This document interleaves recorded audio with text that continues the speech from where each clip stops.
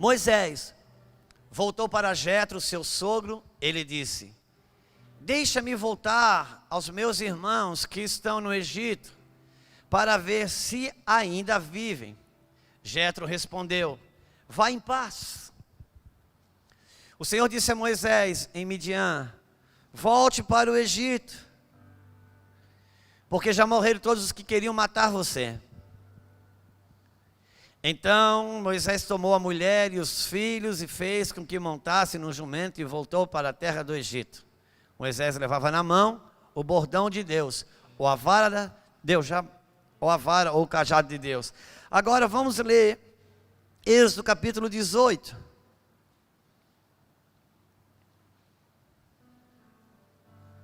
Êxodo capítulo 18.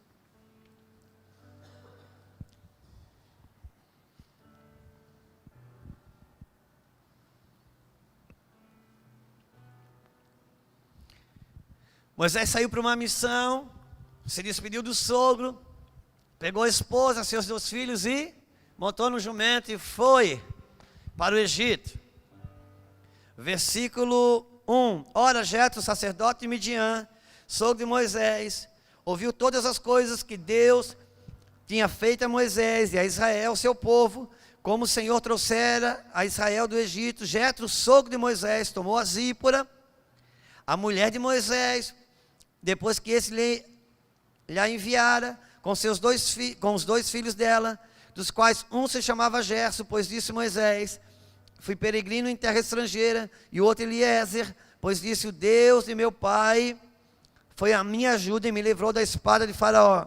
Veio Jetro, sogro de Moisés, com os filhos e a mulher deste, a Moisés no deserto, onde se achava acampado junto ao monte de Deus, e mandou dizer a Moisés: eu, teu sogro, venho a ti com a tua mulher e seus 2 filhos. Opa! Irmãos, parece que aconteceu alguma coisa no caminho, que até hoje não sabemos. Como é próprio Moisés que escreveu o Êxodo, ele resolveu não escrever isso aqui, porque eu acho que comprometia ele. Mas o fato é que ele saiu de casa para a sua missão, com a esposa e com os filhos, e no meio do caminho aconteceu algum BO, que ele já não está mais com a esposa e com os filhos. E agora o sogro dele vem trazer a esposa e os filhos. E Moisés está acampado no monte de Deus.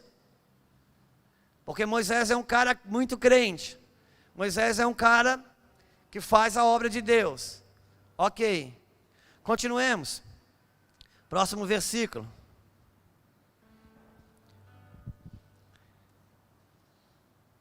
Versículo 7. Então saiu Moisés ao encontro do sogro, inclinou-se e o beijou. E indagando pelo bem-estar um do outro, entraram na tenda. Uau, então parece que há um momento aqui muito bonito, de abraço, beijo, reconciliação, não sei exatamente. Contou Moisés ao seu sogro tudo o que lhe havia feito a Faraó e aos egípcios, por amor de Israel, e todo o trabalho que passaram no Egito, e como o Senhor os livrara. Uau, eu não sei o que aconteceu. Saíram de casa a família toda, no meio do caminho, o grande Moisés já não estava mais com a família, mas seu sogro Jetro, sacerdote Midian, vem trazer a esposa, sua filha, vem trazer os netos, os filhos de Moisés. Ele disse: amigão, olha, está aqui, beijo, abraço, vem trazer a tua família.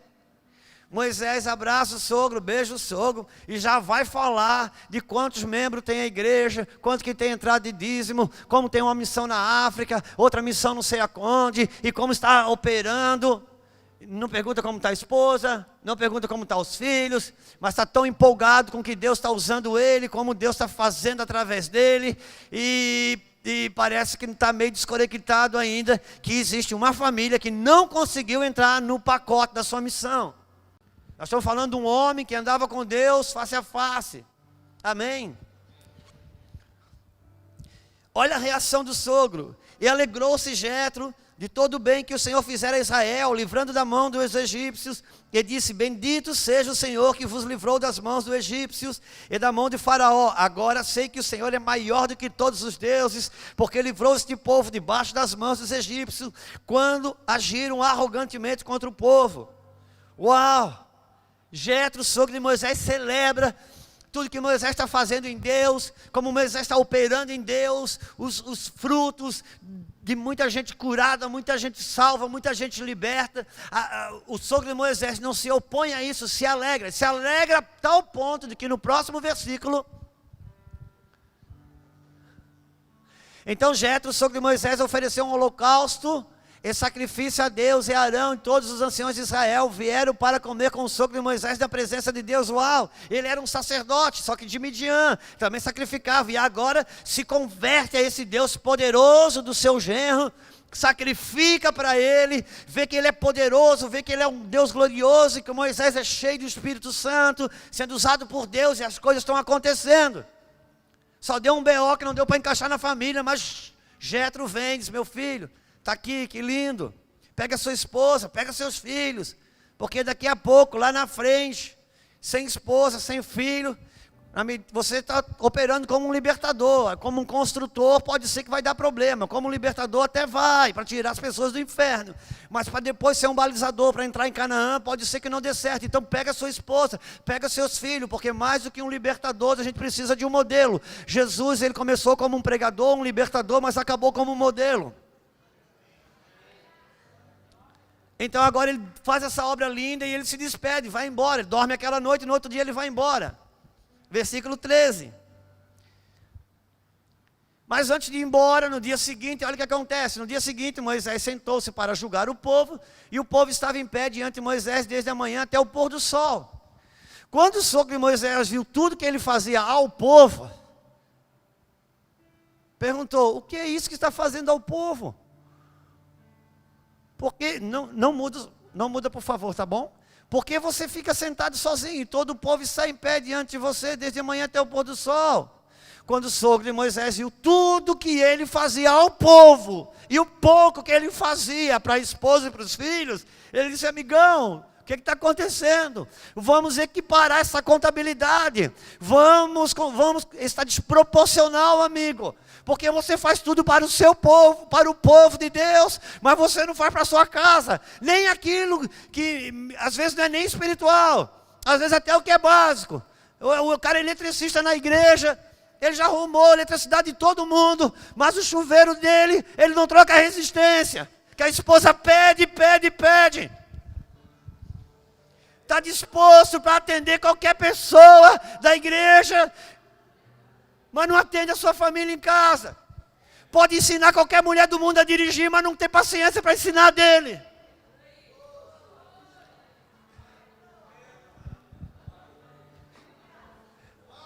Ele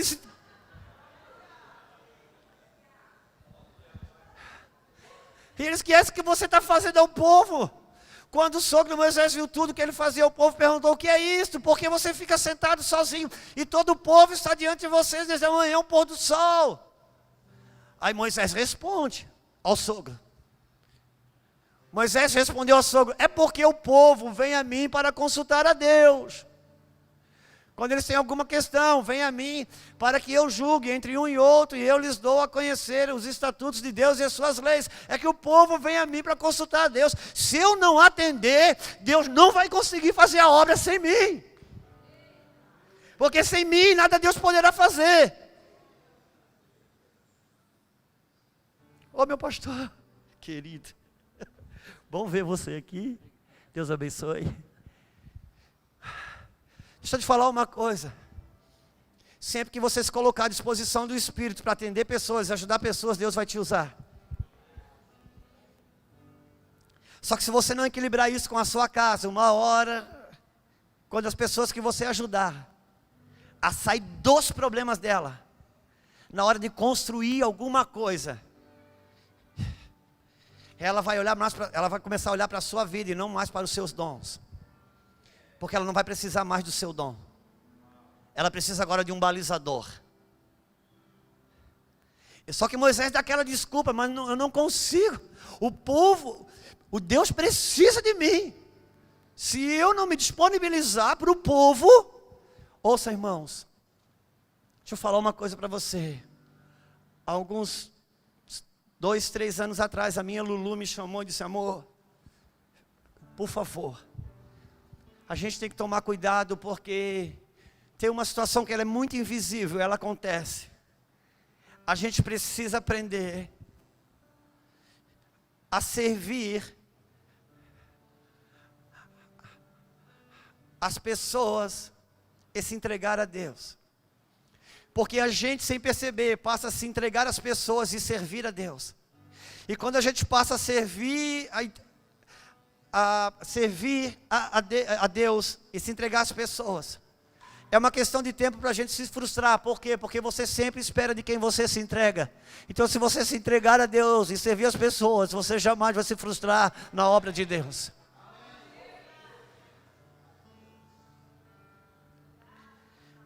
Então, vamos servir as pessoas, mas se entregue a Deus.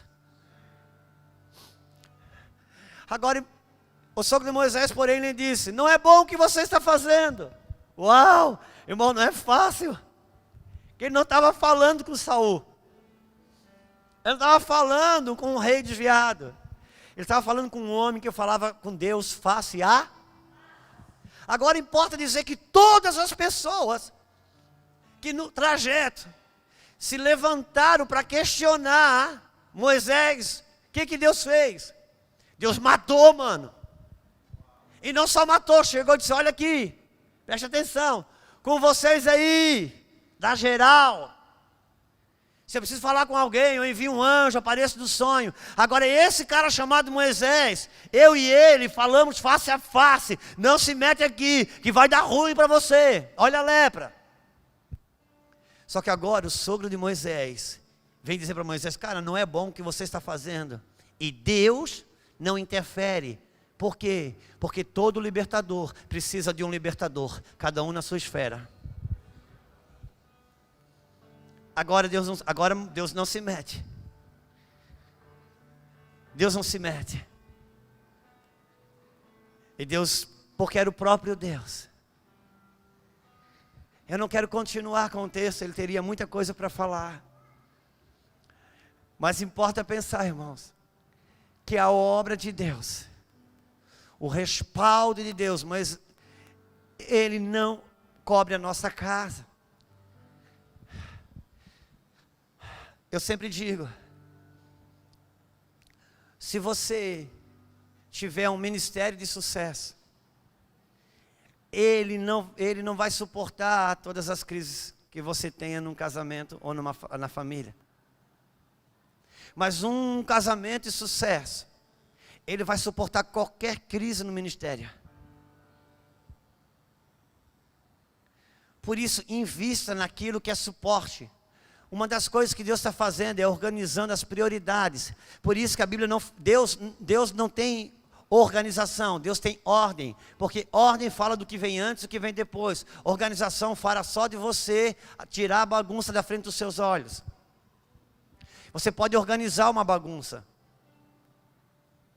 Só que a Bíblia, Deus fala sobre as suas ordenanças. Por isso que o número, a gente aprende na matemática que é um número ordinário, porque ele fala sobre o que vem antes e o que vem depois. E quando andamos na ordem de Deus, então trabalhamos e preservamos e conservamos as prioridades. Amém? Porque você pode ter uma bagunça tranquila. Quantos se lembram do Vale dos Ossos Secos? Irmão, estava tudo organizado. Estava tudo tranquilo. Aliás, não tem um lugar mais tranquilo que o cemitério. É sinistro, mas é tranquilo. Inclusive, não tem nenhum lugar com tanta gente que não fala mal de ninguém, um do outro, é cemitério. Estava tudo organizado, mas estava debaixo do governo de morte. De repente, Deus disse assim: eu vou entrar aí. Quando Deus resolve entrar, vira uma bagunça.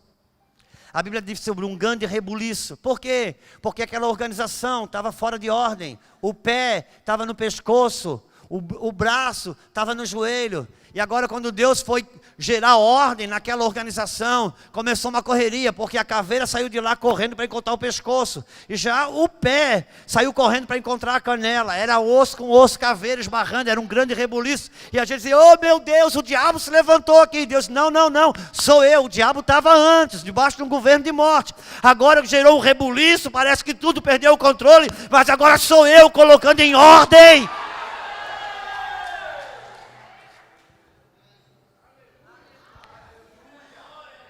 Porque o meu e o seu padrão trabalha com tranquilidade. O padrão de Deus não. O padrão de Deus trabalha com a paz.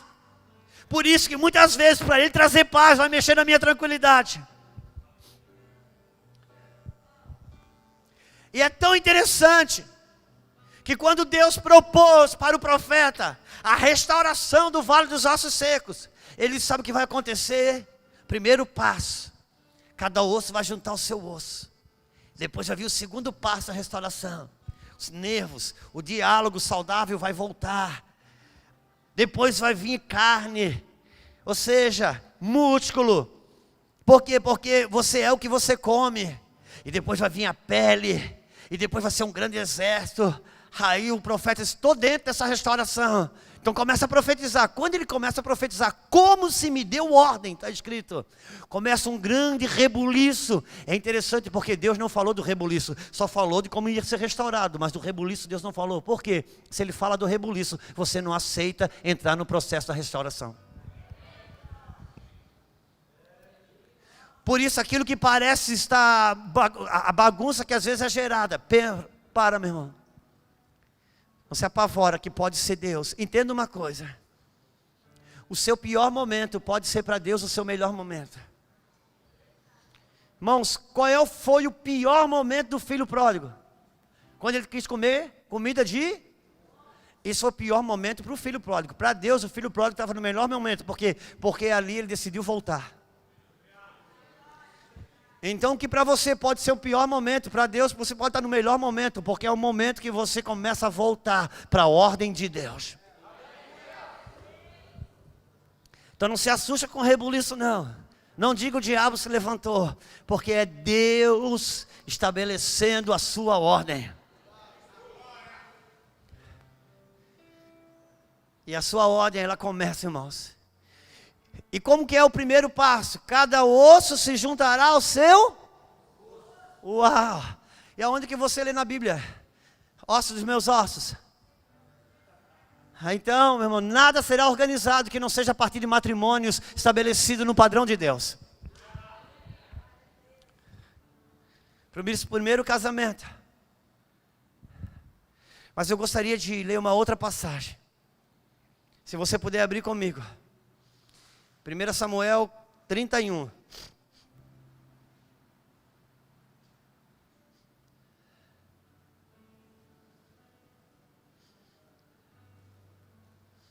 Eu acho que é 31. Eu chutei agora, irmão. Vamos ver se eu acertei ou errei. É 30, 1 Samuel 30, mas tá bom, cheguei bem perto.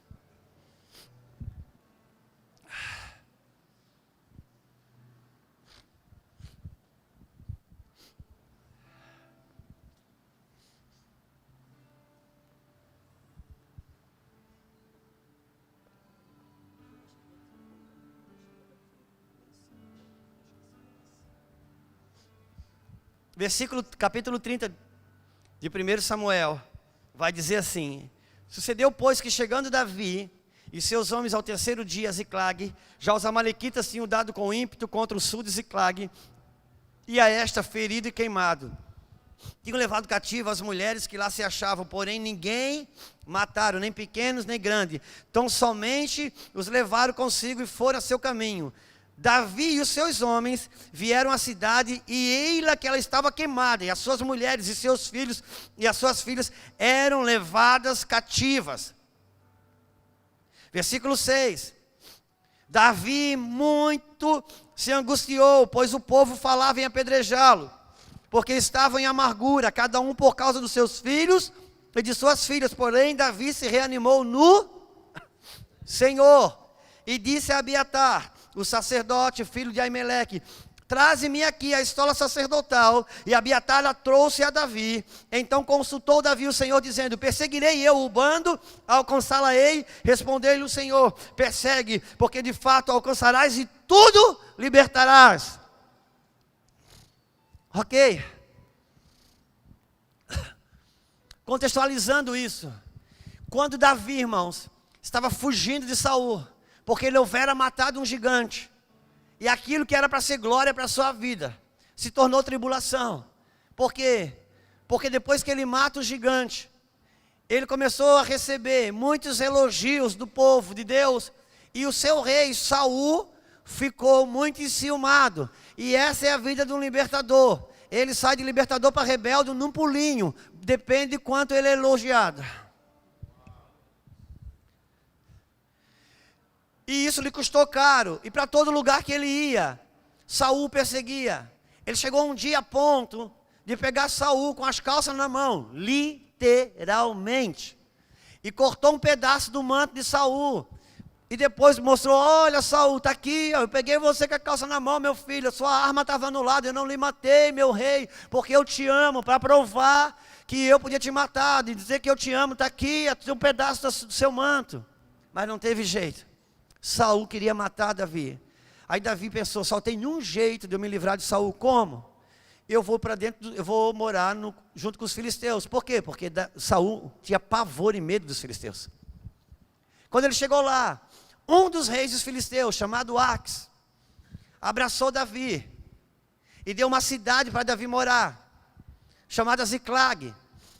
E aconteceu que cada vez que esse rei, que era um dos reis dos filisteus, saía para a guerra, Davi ia junto com o seu exército. Por quê? Porque antes de ele ganhar essa cidade para morar, quando ele fugiu, ele foi se esconder dentro de uma caverna, chamada Caverna de Adulão.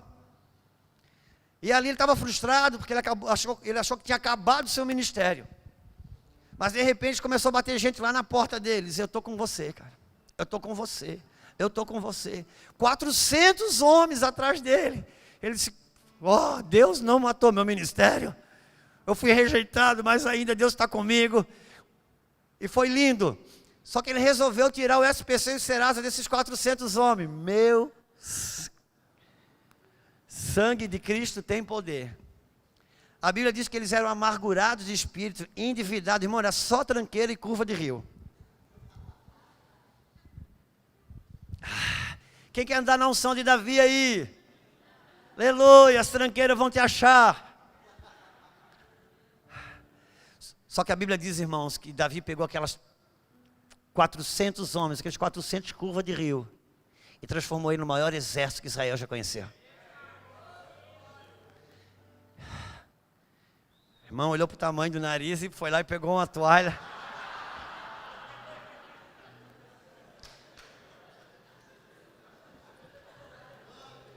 Você não é a primeira que faz isso não, pastor, fica tranquila. Deus é bom.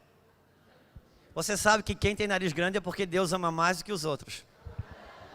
Você não lê Bíblia não, irmão? Você não lê Bíblia não? Quando Deus fez o homem, soprou onde? Tem um, irmão, que se o homem não empurra Deus de volta, aquele que se apaixonou muito, ele soprou demais. Isso é muito amor de Deus. Você não lê a Bíblia, eu leio. Né, Lu? Só que, irmãos, Davi, ele agora, com 400 homens, ele ganha de um rei filisteu chamado Ax, uma cidade chamada Ziclag, e ele encaixou a família de todo mundo ali, as esposas e os seus filhos. E cada vez que esse rei dos filisteus, que era um dos reis, saía para a guerra, Davi ia junto com esses 400 homens, e Davi vencia todas as guerras para esse rei filisteu. O rei se apaixonou por Davi. Só que chegou um dia que todo o exército dos filisteus, com todos os reis, se juntaram para combater uma parte de Israel. Davi estava lá com seus 400 homens. De repente, esse rei chamado Ax foi chamado pelos príncipes dos filisteus e disseram: Ax, esse cara aí não pode ir com esse bando aí não. E o rei Ax disse: gente, vocês não vão tirar o Gabigol, que é perigoso. Porque esse cara não perde uma guerra, só que ele está brigado com o seu rei, ele é de Israel. Ele quer fazer as pazes por toda a força. Não tem oportunidade maior para na hora da guerra ele passar para o lado de lá e vencer a gente. O rei Ax procura Davi, está escrito antes, irmão. Procura Davi e diz: Davi, você é um cara legal, você é um cara muito bacana, mas é o seguinte, nessa guerra você não vai poder ir. Mas por quê? Porque os príncipes dos filisteus disseram que você está fora. Eu disse, e ele volta para casa muito triste, irmãos. De novo aquele sentimento de rejeição, de novo o ministério acabou. Só que chega uma hora que ele está voltando para casa, triste, aborrecido, mas nunca diga que não possa piorar. Porque ele chega em casa. Claro que era Deus, irmãos, não deixando ele lutar contra Israel, porque ele foi chamado para defender Israel. Só que quando ele chega em casa, toda a cidade de Ziclag estava queimada. A cidade que ele ganhou para viver, com aqueles 400 homens, com as esposas, os filhos, aquelas famílias. Como você leu, Davi chorou e todo mundo chorou amargamente. E ali, irmãos, eles se viram numa situação muito complicada. Porque aqueles homens, quando saiu para a rua, para operar na rua, no seu ministério, no seu chamado, na sua carreira, na sua profissão, eles eram imbatíveis. Mas tinha um tipo de guerra que eles não estavam preparados para enfrentar uma guerra com perdas dentro de casa. Para isso eles não estavam preparados. Davi saía debaixo da unção de Deus. Ele nunca perdeu nada. Só que agora ele teve que lidar. Irmãos, eu posso te falar uma coisa. Ser usado por Deus não é a parte mais difícil para mim hoje. Só que quando acontece um percalço, um infortúnio na sua casa, você recebe um filho chegando em casa dizendo, pai, não me vejo mais como homem. Cara, seu mundo cai. Não importa quantas almas você tenha ganho para Jesus. Não importa quantas pessoas você tenha levantado da cadeira de roda. Se você ressuscitou morto, uma notícia dessa para um pai que serve a Deus, o mundo cai e ele se sente impotente. Se chegar em casa, abrir um celular de uma filha sua que serve com você na igreja, e de repente você vai ver que ela está mandando nudes para outro garoto, o teu mundo cai. São coisas que não são simples de lidar. E toda aquela unção que ele faz poderoso no púlpito, que atende as pessoas, que serve as pessoas, ela não te ajuda ali. Ela não te ajuda ali. E aqueles homens estavam preparados, ministerialmente eles eram um sucesso, mas eles tinham um tipo de guerra que eles não se prepararam para lutar. Sabiam proteger o rei dos filisteus, mas não puderam proteger sua própria cidade, sua própria casa. E Deus estava preparando Davi para voltar para o governo de Israel, numa autoridade muito maior. Então ele estava trabalhando a prioridade das coisas. E pasme, irmãos. Agora, a Bíblia diz que todos aqueles homens, que já não eram mais 400, aqui já eram 600, quiseram apedrejar Davi. Já pensou, irmão? Ali era só tranqueira. Davi pegou aqueles 600 homens, deu dignidade para eles, transformou eles. E agora, porque deu um BO, agora muita gente queria apedrejá-los. Porque quando o ministro de Deus tem um problema na sua casa, não falta gente para apedrejar. As casas que ele lutou e ajudou, agora são as que se voltam contra a casa dele. E nessa hora não adianta se ofender, não. Vai ter que fazer como Davi. Vai ter que consultar o Senhor e se fortalecer no Senhor. Então a Bíblia fala, se você pegar lá, meu lindo, coloque lá para nós, versículo 7, por favor, capítulo 30. A Bíblia diz, irmãos, Davi disse a Abiatar, sacerdote e filho de Aimeleque, traga aqui a estola sacerdotal. E Abiatar trouxe a Davi. Então Davi consultou o Senhor e disse, devo perseguir o bando, conseguirei alcançá-lo? Respondeu, persegue o bando, porque tudo alcançarás e libertarás os cativos. Volta para o versículo anterior, por gentileza, o 7. Irmãos, ouça. Cada vez que um rei tinha uma guerra, ele consultava o sacerdote. Ele consultava o sacerdote. Para saber se ele ia para a guerra, se ele não ia, qual era a estratégia. Porque às vezes Deus não vai, essa guerra não... É o diabo querendo te distrair. Outro tempo, o Deus falava com o sacerdote, não, diz para o rei que ele entra. Porque o rei guerreava e o sacerdote consultava a Deus. Só que agora Davi quebra o protocolo. Porque quando ele chega em casa, e todos as suas famílias foram, as esposas foram roubadas, os filhos foram roubados. Ele vai ao sacerdote. Ele não pede para o sacerdote consultar a Deus sobre essa guerra. Ele pega a estola do sacerdote, põe sobre seus ombros e ele disse: a guerra, o sacerdócio da minha casa eu não posso terceirizar. O sacerdócio da minha casa não é outro que vai fazer. O sacerdócio da minha casa, quem assume sou eu. Porque a guerra da minha casa é uma responsabilidade minha. Esse sacerdócio eu não posso dar para outro. O pastor pode te ajudar com os dons do Espírito, pode encaminhar teu chamado, teu ministério, mas o sacerdócio da sua casa não adianta terceirizar. Você é o sacerdote da sua casa, vai ter que pegar a estola sacerdotal, porque essa guerra é sua. Davi disse: eu não posso terceirizar o sacerdócio dessa guerra, porque essa guerra é minha. O sacerdócio da minha casa não pode ser terceirizado. Isso é meu, é responsabilidade minha. Quantos entendem o que estamos falando? Então Davi, Deus fala: Davi, você vai, mano. Eu vou te dar um comando e você vai. E quando você for, você vai libertar tudo. E não vai libertar só tudo, não. Ninguém vai ter sido tocada, nenhuma esposa terá sido tocada, nenhuma menina terá sido abusada, nada, vai estar tudo intacto. Se você entrar no meu comando, se você assumir essa estola sacerdotal, até o que deu errado vai trabalhar a teu favor, você vai recuperar tudo, e tudo vai se transformar para a glória de Deus, se você assumir o sacerdócio. E Deus manda ele atrás. Versículo 9. Partiu, pois, Davi, ele e os 600 homens que estavam com ele. E chegaram ao ribeiro de Besor, onde os sacerdotes retardatários ficaram.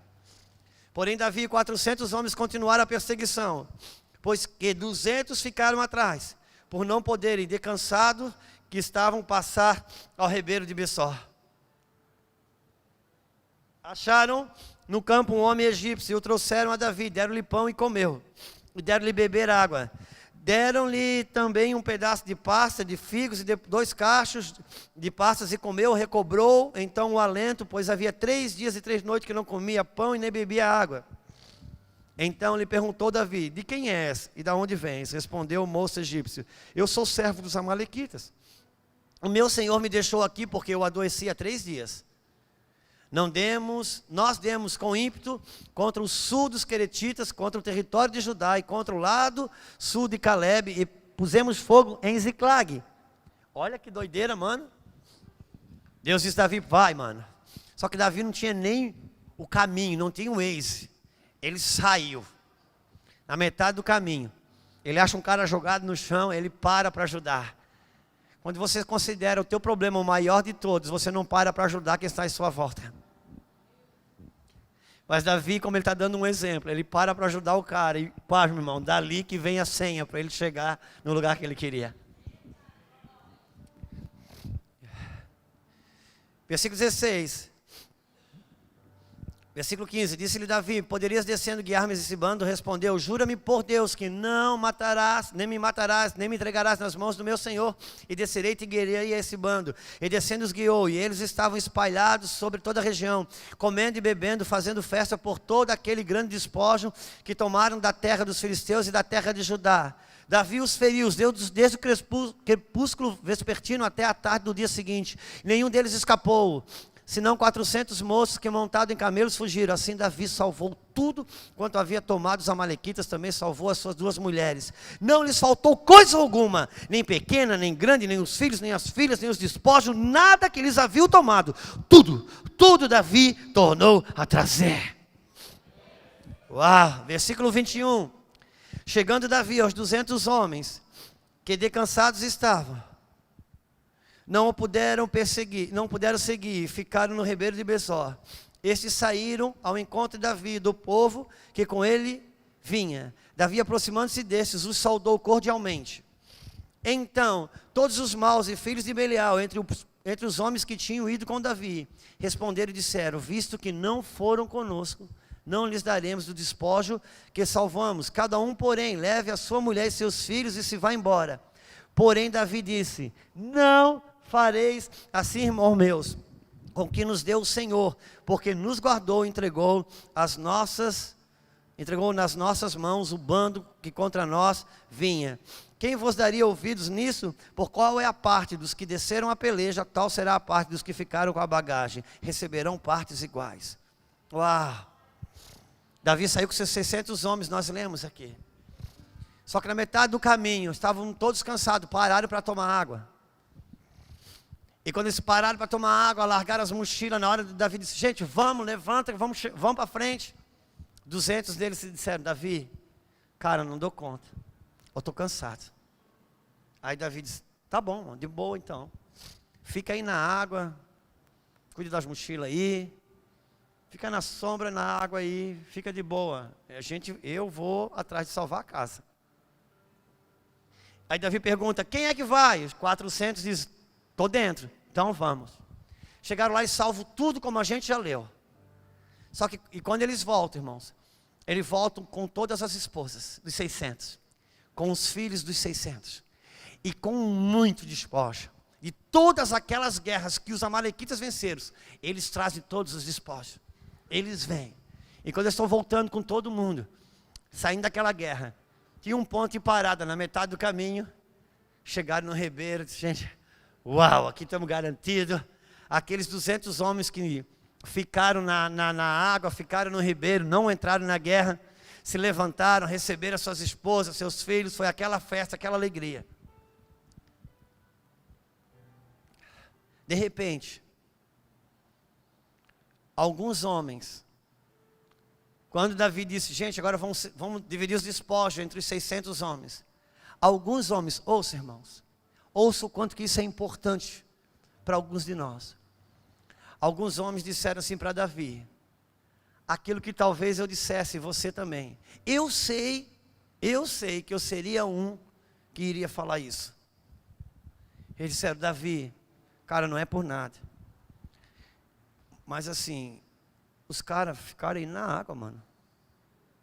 Nós entramos na guerra. Nós podíamos estar tudo morto. Nós colocamos a nossa cabeça a prêmio. Nós demos nosso sangue lá e os caras ficaram de boa. Ô Davi, não é por nada, mano. Se você vai dividir o despojo para todo mundo, isso você vai incentivar. Na próxima guerra vai ficar 400, só vai 200. Tu está premiando o malandro, mano. Quem não quer nada com nada. Ah, porque o fulano não quer confronto. Ah, porque o fulano não quer ajuda. Aí Davi disse, não, mano. Deixa eu falar uma coisa para você. Irmãos, de verdade, não faz sentido isso? Não parece ser justo isso? Seja sincero no teu coração. Não parece ser justo isso? Pois é, mas a Bíblia diz que eles eram filhos de Belial. Filhos de Belial. Aí Davi disse assim, não se faça isso com o que o Senhor nos deu. Davi disse, não fomos nós que vencemos essa guerra. Foi o Senhor que venceu. Se você está com a sua família inteira, não pensa que você merece mais do que ele não está.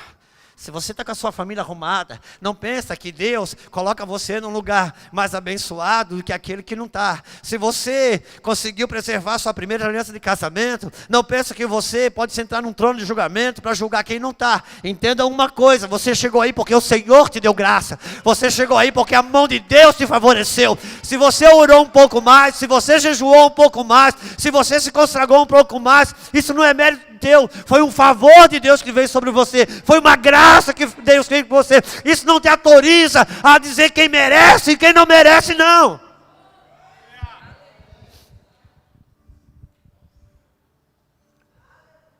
Quantos entendem o que estamos falando? Porque Deus chamou eles de filhos de Belial. Eu sei, Lucas, eu estaria ali. Eu já tive nos meus primeiros 10 anos de casamento. Até hoje estou tirando algumas pessoas que eu já botei no inferno, eu estou tirando elas aos poucos. Na medida que eu vou me convertendo, eu vou tirando do inferno algumas pessoas que eu já coloquei. Sabe o que aconteceu, irmãos? No dia seguinte, vamos ver o outro lado da moeda disso. No dia seguinte, todas as 600 esposas estavam com seus maridos. No dia seguinte, todos os filhos dos 600 homens estavam com seus pais. No dia seguinte, toda a casa estava abastada de finança, de despojo, tudo. Mas só a esposa de 400 homens e o filho de 400 homens puderam dizer, Isso tudo está aqui, porque meu pai guerreou, porque meu pai assumiu o sacerdócio, a esposa de 200 e os filhos de 200 não podiam dizer a mesma coisa, porque tinham consciência que aquilo não era fruto do sacerdócio do seu pai. Irmãos, Deus vai abençoar. Se você não assumir o sacerdócio, Deus vai abençoar alguém. E vai ter despojo, vai ter bênção, mas um legado vai ter se você assumir o sacerdócio da sua casa. Não dá para terceirizar o sacerdócio. Não tem como terceirizar o sacerdócio da sua casa. E aquilo que parece impossível, aquilo que parecia já está perdido. Irmãos, dá para imaginar que os amalequitas levaram todas aquelas mulheres. Quantas meninas têm idade ali, irmãos? Deus falou, vai filha, nenhuma vai ser tocada. Deus estava dizendo, aquilo que parece perda, se você entender o propósito da família, que não, ela não se separa do ministério, você vai ver, grande restauração vai acontecer. Até aquilo que pareceu perda, vai transformar em glória. Mas não terceirize o sacerdócio da sua casa. O que é sacerdócio, irmão? Sacerdócio é alguém que ocupa o lugar que Deus estabeleceu para ele ocupar. Ouça-me, eu vou encerrar aqui. Sacerdote é uma ponte. A ponte é alguém que ocupa um espaço vazio, para que o caminho da continuidade seja possível. Alô? Por isso que Jesus é o nosso pontífice. O sacerdote é um mediador. Em Jesus, no sacerdócio de Jesus, a terra pode tocar o céu. No sacerdócio de Jesus, a morte pode tocar a vida.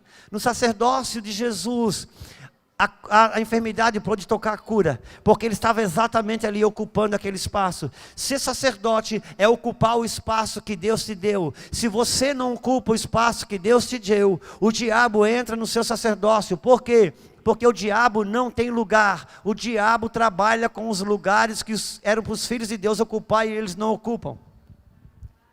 Porque o mesmo território que foi preparado para o trigo, quando os homens dormiam, Satanás ou o inimigo plantou o joio. Por quê? Porque o inimigo não tem lugar, ele ocupa o lugar que Deus deu para os seus filhos e eles não ocupam, estão dormindo.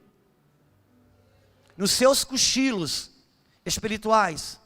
Por isso que Jesus disse para Pedro, Pedro, orai e vigiai para não cair em tentação, porque o espírito está pronto. Você não precisa querer ser espiritual, porque isso aí não é seu. Sou eu que te dou, isso já está pronto. Agora vigie, porque o espírito está pronto, mas a carne é fraca. Num cochilo que você dá, a sua carne te rouba aquilo que o espírito já te deu. Então ocupe o seu lugar. Isso é ser sacerdócio. Homem, ocupe o seu lugar de homem. Hoje, irmãos, quando a gente pensa num garoto, hoje, se você quiser procurar na igreja um moço para casar com uma moça, já não quer mais nem saber se ele é trabalhador, se ele é honesto. Sendo homem, a gente já levanta a mão para o céu. Hoje o critério primeiro é ser homem.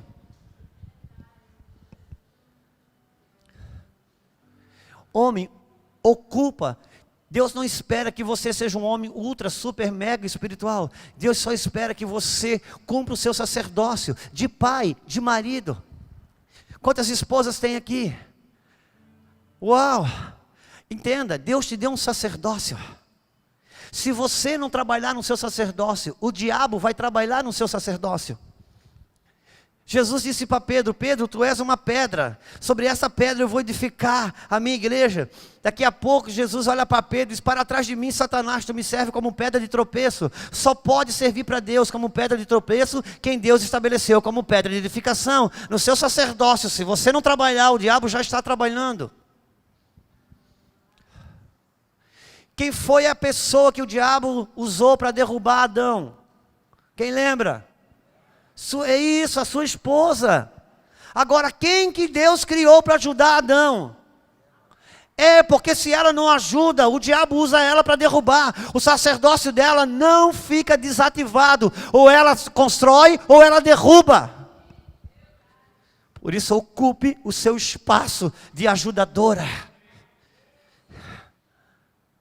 E você, homem, ocupa o seu espaço de cabeça. Por quê? Porque você é um portal um portal de Deus. Se você não se abrir para Deus, é esse portal que o diabo usa para entrar. Por quê? Levantai ao portas vossas. Quem é o cabeça da sua casa, cara? É você. Então levantai ao portas as vossas cabeças. Se você não se abrir para o Rei da Glória, o diabo entra, porque Deus te estabeleceu como um portal. Isso não é uma escolha sua, foi Ele que estabeleceu. Hoje ou você se abre para o Rei da Glória, ou o diabo entra, porque você é um portal. Então ocupa o seu sacerdócio. Ocupa o sacerdócio da sua casa. Ocupa o seu sacerdócio. Ocupa o espaço que é seu. Deus te deu. Se você não proteger, se você não guardar, outro vai guardar, o diabo vem entrar. Eu acho que é Deuteronômio capítulo 22, versículo 8. Meu Deus, que chute. Vamos ver, vê se dá, meu irmão, vê se é verdade o que eu vou falar. Está ali, o nosso moço já fugiu? Caiu, mano? Alguém fala bem alto aí, você que tem uma Bíblia eletrônica aí, pega rápida. Deuteronômio 22, 8, eu acho que é 22, 8.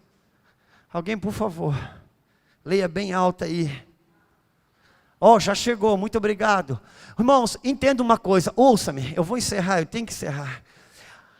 A Torá, ela é um livro espiritual para a igreja. Ela falou de coisas físicas, geográficas, mas ela, para mim, para você, ela é a lei de Deus. Meu Deus, quando o apóstolo Paulo vai falar sobre que o obreiro é digno do seu salário, sabe o que ele usa? Ele usa uma lei da Torá que diz: não atarás a boca do boi que debulha. Em seguida ele vai dizer: a casa é de boi que Deus cuida. Irmãos, Paulo tinha a clareza da espiritualidade da Torá. Irmãos, se nós fôssemos usar isso, nós ia dizer: o cara está criando heresia já só para poder tirar oferta e salário para o obreiro. É porque Paulo tinha uma consciência. O que a Bíblia diz para o moço que vai casar? Irmãos, Deus não está falando de construção civil. Construção civil era para um homem físico, de um Israel físico. Para nós isso aqui é uma lei espiritual. Está dizendo o seguinte: quando você, moço, for casar, for construir uma casa nova, faça um parapeito no terraço, para que você não traga culpa de sangue sobre a casa, se alguém de algum modo cair do terraço. O que a Bíblia está dizendo? Vai casar, construa uma proteção na sua família, porque se amanhã alguém cair, você pode ser culpado de sangue. Então faça um terraço para proteger, porque se a pessoa se jogar mesmo com a proteção do parapeito, você está livre do sangue. Isso é Torá, é uma lei espiritual. Não transfira o sacerdócio da sua casa. Deus trabalha a partir das famílias. Deus trabalha a partir das famílias. E se o nome dessa conferência é Família Sacerdotal, quando o Lu for pregar, provavelmente, ele vai trilhar sobre a família sacerdotal chamada igreja. Porque, desculpa, Lu, é um pensamento que eu tenho, mas porque Deus nos chama para trabalhar cada um na sua esfera. A mim, Deus chamou para trabalhar e ajudar na sua casa. E ajudar, irmão, eu não vim para condenar, eu não vim para expor, eu vim para ajudar. Como eu falei ontem, seu filho, meu filho, sua filha, minha filha. Se seu filho está desviado, meu filho está desviado. Se seu filho está no Senhor, meu filho está no Senhor. Por quê? Porque nós estamos numa guerra. Por isso levantai a portas as vossas cabeças e entrará o Rei da Glória. E o salmista continua perguntando: quem é este Rei da Glória? E o que responde? É o pastor, o bom pastor? Não, ainda que ele seja, mas não é o bom pastor. É o mestre? Não, ainda que ele seja, mas não é o mestre. O Abba Pai? Ainda que ele seja, mas não é o Abba Pai. O que a Bíblia responde? O Senhor dos Exércitos, Ele é o Rei da Glória. Porque fala de uma guerra. E Deus precisa de portais para Ele entrar, para trazer vitória numa guerra. Por isso que Deus falou, para quê? Para Gideão: Gideão, eu vou virar o cativeiro aí, que Israel está subjugado pelos medianitas. Eu vou te dar autoridade para você, com o exército de Israel, vai derrubar o exército dos medianitas. Como que é, Senhor? Me dá estratégia de guerra, que eu vou avançar contra o exército dos medianitas. Deus fala: cara, a estratégia não é para frente, é para trás. Volta na casa do teu pai. Derruba o altar de Baal da casa do teu pai. Isso é para você entender por que Israel está subjugado. Não tem mais um altar para mim nos lares de Israel, só tem altar para Baal. Então você destrói o altar de Baal da casa do teu pai, constrói um altar para mim, porque aí eu viro todo o cativeiro de Israel. Mas como, Senhor? Eu sou a menor casa, da minha casa eu sou menor, e não adianta mudar o altar na minha casa e o restante. Meu filho, eu só preciso de um portal que entenda o que eu vou fazer, e se abra como portal, porque eu entro e eu destruo os outros altares. Mais do que um casal, Deus te chama para ser um portal, que o Rei da Glória possa entrar, irmãos, e trazer vitória, porque os altares de Deus vão voltar para os lares, e a celebração vai voltar. Fica de pé comigo, por favor.